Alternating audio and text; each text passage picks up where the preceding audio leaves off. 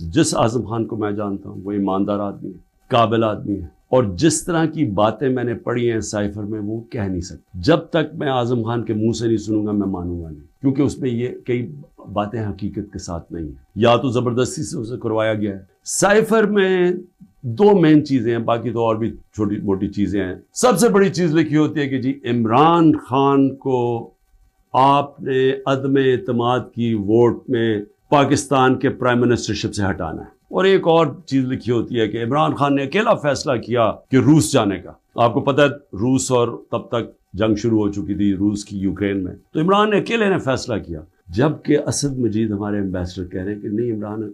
خان نے اکیلا فیصلہ نہیں کیا، یہ سب سٹیک ہولڈرز نے مل کے فیصلہ کیا۔ اسد مجید،